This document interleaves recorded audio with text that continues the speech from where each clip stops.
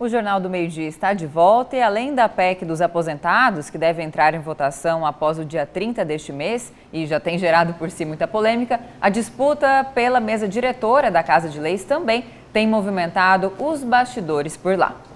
E é para falar sobre esses e outros assuntos que está aqui ao vivo, no estúdio do Jornal do Meio-Dia, o deputado estadual pelo PL, Gilberto Catani.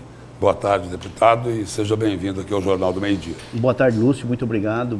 Boa tarde, Camila, obrigado pela oportunidade, estamos aí à disposição. Deputado, na última terça-feira teve um jantar aí, o deputado Botelho anunciou que não será candidato à presidência da Assembleia. Agora, o deputado Max Russi tenta montar uma chapa única para concorrer ao cargo de presidente. Sim. Gilberto Catani quer um cargo na mesa diretora também para apoiar ou não precisa do cargo para apoiar? Não. Gilberto Catani quer sim um espaço na mesa para trabalhar pelo povo do Mato Grosso, não para apoiar esse ou aquele. Mas a renovação na Assembleia foi muito pouca, ou seja, a maioria dos deputados retornaram, então é óbvio que a força das lideranças dentro da Assembleia continua. Né? Então eu acredito que sim, como o Botelho não vai disputar, acredito que o Max deva disputar, não existe nenhuma conversação entre nós. A única coisa que fiquei triste foi com o jantar, que não me convidaram e eu gostaria de comer uma carne. Agora, deputado, dentro disso que o senhor falou, olha, eu quero participar da mesa para trabalhar pelo povo. Certo. Lá na mesa, qual seria a proposta diferente do que a gente sempre tem visto? Olha só, nós temos algumas coisas que nós gostaríamos de opinar diante da mesa. Por exemplo, nós temos que ter uma independência muito grande no parlamento. O parlamento não pode ser refém de manobras políticas ou qualquer coisa nesse sentido, e muito menos do governo. Independência do Palácio Paiegóis. Exatamente, né? Tem que ser independente. Eu acredito que o governo Mauro Mendes tem feito uma excelente gestão. Não temos absolutamente nada a reclamar, mas nós temos que ser independentes para a gente poder opinar naquilo que precisa, né? Por exemplo, vou citar um exemplo rápido. O governador disse lá na COP sobre a questão de se punir as pessoas que desmatam ilegalmente com o confisco da terra. Essas coisas a gente precisa ter uma opinião sobre isso. Por exemplo, o mundo que eu vivo é o mundo dos pequenos agricultores. Uma pessoa com 100 hectares, Lúcio e Camila, poderia muito bem o governo fazer algum programa para que o governo pudesse se responsabilizar pela reserva desse produtor, que é pouca, né? Como nós temos muitos parques, muita área que pertence ao governo do estado que estão em Mata Virgem, para compensar a ele, porque se nós na reserva amazônica tivermos só 20% de acesso, em 50 hectares você tem aí 20 hectares que 10 hectares que você vai poder aproveitar, então é muito pouco para a pessoa, né? São opiniões que a gente poderia fazer. Deputado, saindo da esfera local e indo para a nacional, o PL está aí protagonizando, né, uma série de questionamentos. Sim. O último foi em relação a uma sequência, né, às urnas anteriores a 2020, que conforme um relatório, né, apresentado aí, apresentou algumas irregularidades. E aí nós tivemos a rejeição por parte do presidente do Tribunal Superior Eleitoral, ministro Alexandre de Moraes, e ainda uma aplicação de quase 23 milhões de uma multa, né, por litigância de má-fé. Em outras palavras, ele considerou que o seu partido queria tumultuar o processo eleitoral aí. Qual a estratégia agora do PL, que o senhor acredita que com isso foi um recado para que não se deve questionar? O senhor acredita que é preciso esclarecer essa questão, que há muitas pessoas buscando a resposta? E de que forma o PL, qual a próxima estratégia, já que essa via legal, jurídica, parece que não prosperou? Veja bem, existe uma lei que rege todo o processo eleitoral. Dentro dessa lei é legítimo que qualquer partido possa contestar, possa apresentar o que quer que seja para o tribunal. É para isso que existe o tribunal, para que julgue as causas, né? Então, o partido tem esse direito de fazê-lo e fez dentro do seu direito legal de contestação, assim como qualquer brasileiro pode ter esse direito de contestar. O que nós estamos vendo é uma arbitrariedade, no meu entendimento, né, da Justiça Eleitoral no que tange ao partido que apresentou uma contestação. O mínimo que podia ter sido feito era que essa contestação fosse analisada e julgada pelo tribunal, né? O que aconteceu foi o contrário, foi uma arbitrariedade porque simplesmente julgou. Quanto à questão do que o PL vai fazer, eu não sei. tá? Não posso te dizer, porque isso pertence à Nacional e não nos passaram nada, né? Mas com certeza vai agir dentro da lei. Como o próprio presidente Bolsonaro sempre tem dito, dentro das 4 linhas da Constituição, isso você pode ter certeza. Agora, deputado, o próprio ministro, ele já tinha antecipado que se não colocasse o primeiro turno nessa reclamação do PL, provavelmente ele não iria analisar o pedido, mas ele acabou analisando, né? Porque ele disse o seguinte: olha, teve litigância de má-fé, desinformação e fake news. E o presidente do PL, Valdemar da Costa Neto, ele até parece que já desconfiava dessa litigância de má-fé, porque tem uma frase dele que é a seguinte, abre aspas, este relatório, o PL não concorda com a opinião desse relatório, fecha aspas, mas quer que o TSE analise. O TSE analisou e tomou a decisão. Olha só, é uma opinião técnica do presidente. Por exemplo, o PL, não é que ele não concorda com o relatório. Este relatório não representa a opinião do PL. Não representa a opinião do PL, exato, essa é a frase. Exato, por Obrigado. quê? Porque foi contratada uma empresa terceirizada para que fizesse o relatório. Então, quem tem que fazer o relatório é a empresa e apresentar os dados. Agora, se não expressa a opinião do PL, por que o PL entrou com a ação? Lúcio, é como se você estivesse aqui passando uma reportagem que não representa a sua opinião, mas você, como repórter, deve apresentar essa reportagem. Assim também o estudo técnico do que aconteceu com as urnas. Quanto elas estarem no primeiro turno, o próprio ministro também disse que as mesmas urnas usadas no segundo turno estavam no primeiro turno. Então foi feito em cima das urnas. Se elas estavam no primeiro turno, obviamente... E por que o PL não quis colocar o primeiro turno? Mas colocou. Se colocou sobre as urnas... Não colocou. Colocou o segundo turno. O relatório... Para anular o segundo turno. O relatório... Para anular não, para desconsiderar 279 mil urnas. Veja bem, Lúcio, esse foi o pedido que foi feito pelo PL, esse foi o pedido. Agora, a análise são da urna. Se a urna foi usada no primeiro e no segundo turno, obviamente é sobre a urna. Mas o ministro deu 24 horas para que o PL entrasse com um adendo na ação, colocando o primeiro turno. E o PL não entrou. Ele entrou.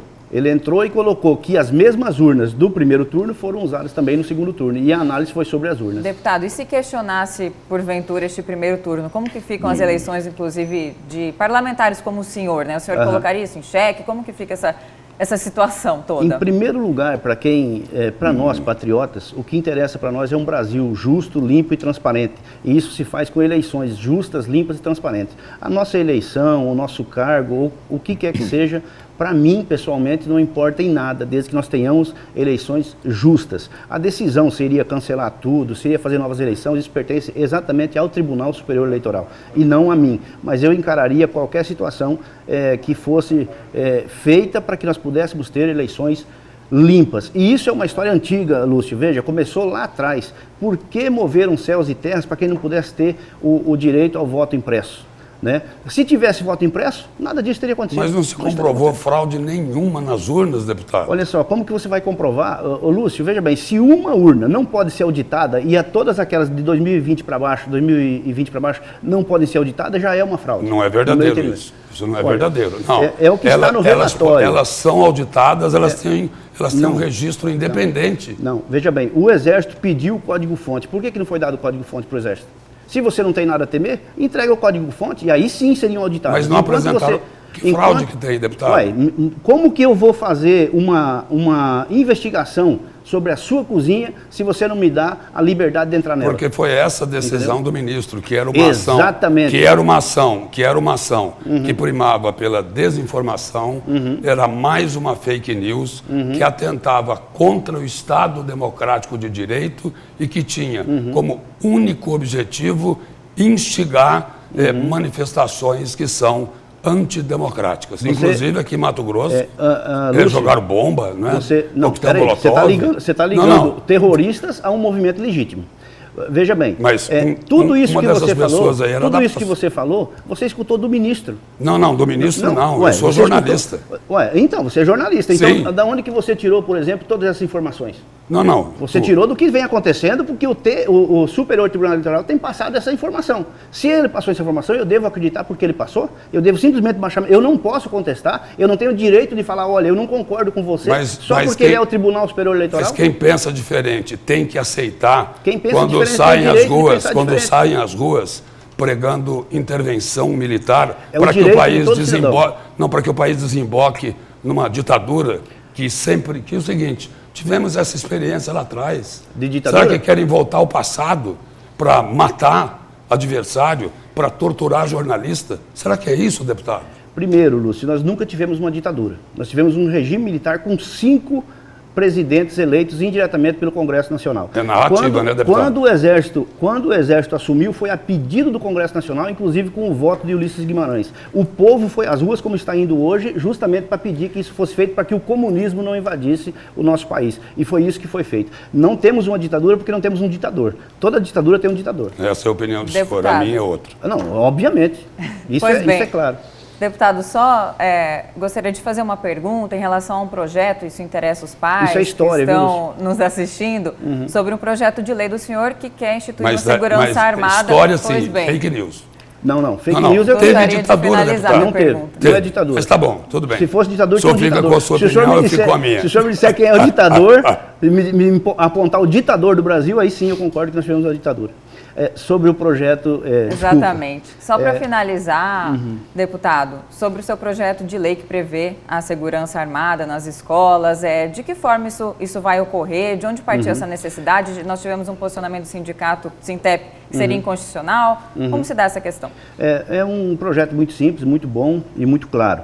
Nós tivemos um acontecimento lá em Santa Catarina, na cidade de Saudade, onde um maluco entrou dentro de uma escola com uma espada, matou crianças, na verdade era uma creche, se não me engano, matou funcionários ali e tudo mais. Tivemos muitas ameaças disso aqui no nosso estado. Nós queremos proteger as nossas crianças. Não é a polícia entrar dentro da escola, segurança armada, não é nada disso. A polícia faz sua ronda matinal e vespertina, não faz? Ela pode muito bem fazer essa ronda na saída dos alunos da escola e na entrada da saída da escola, para se apresentar aos alunos, para estar com eles, para protegê-los e também para que possa evitar ali que outras pessoas, por exemplo, aliciadores para o mundo das drogas estejam ali. Eu prefiro 1000 vezes um policial na porta da escola do meu filho do que um camarada querendo vender para ele uma coisa ilícita. Já foi aprovado em 2 votações? Sim, foi aprovada, vamos à sanção do governador.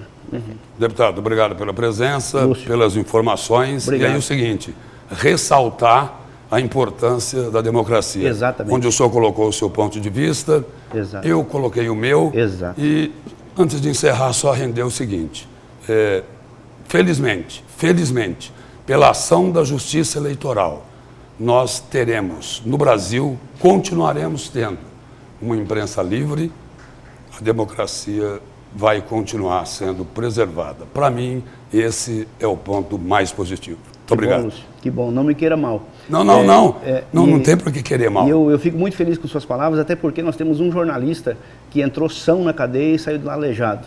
Nós temos outro jornalista usando tornozeleira em Brasília, justamente por falar o que pensa. Nós temos um jornalista exilado nos Estados Unidos. O senhor está falando sem de milícias digitais? Não. Não, de milícias, não é? Não, de milícias. Não, estou falando de jornalista. Jornalista formado com a mesma carteira que a sua. Tem é contra a mesma carteira que você tem, eles também têm. É jornalista. E seria até um desatino seu não aceitá-los como Só que atendiam outros objetivos. Não. Mas, o objetivo de informar. É isso que o jornalista é formado, para informar. Exatamente. Né? Informar que teve, sim, ditadura no Brasil. Muito obrigado, deputado. O senhor não concorda, mas nosso tempo acabou. Obrigado. Muito obrigado. Obrigado. Eu não concordo. Muito obrigado.